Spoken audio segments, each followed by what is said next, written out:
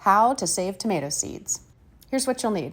Obviously, grab your favorite tomatoes that you want to save seeds from. You also need some type of receptacle. Glass is best, but you don't have to have lids for it. Just a glass with saran wrap will work. And some water. I'm using these cherry tomatoes from my garden. Just for demonstration purposes, these are hybrids, and check the caption for the difference between saving seeds from an open pollinated tomato variety versus a hybrid. Cut your tomato open and put the seeds and the gelatinous material, all of it, into the jar. I'm showing you a fermentation method of saving tomato seeds. By the end of the process, 3 or 4 days later, that gelatinous material will no longer be stuck to the seeds. So this is also super easy. You're not trying to remove the seeds from the material. You're gonna let the process do it for you. In addition to removing that gelatinous material that can be sticky and annoying, this process is also going to remove seed inhibitors and reduce the risk of disease. Once you have all the material in the jar, we're going to add just a little bit of water. I make sure to label mine because I know I won't remember. I'm gonna give it a good shake and let it all mix up together. Let's do the rest. Here's one that I've already had sitting on the kitchen counter for several days. I'm gonna show you what we do next. But first, place those containers somewhere you'll remember to give them a swirl every day. You'll need a pitcher with some water in it, and then pour the entire contents of your jar into that pitcher.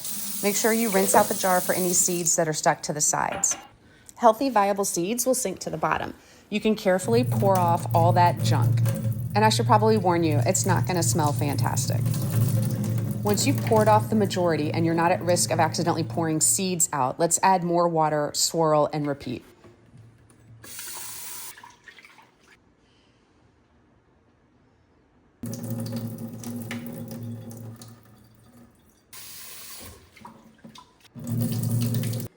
Use a strainer to strain the water from the seeds.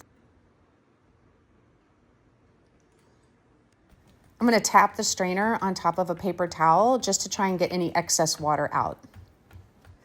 And now I'm going to take them to dry on a paper plate in my dining room. I call it my dining room, but really it's my plant room. I'm just going to write directly on the paper plate the name of the variety I'm saving. Dump the seeds onto the paper plate and spread them out, helps them dry quicker.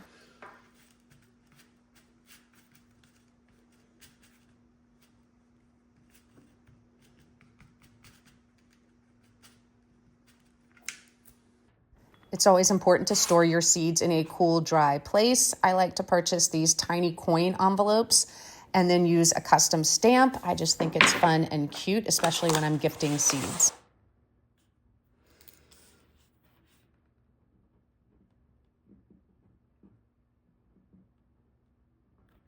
Here are some seeds I saved a while ago. They're dry. I'm just going to carefully rub them between my fingers to break up any that are stuck together before I store them.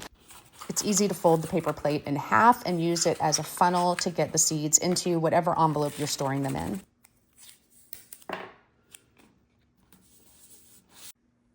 I use a photo storage case you can find at craft stores to store my seeds and keep them organized.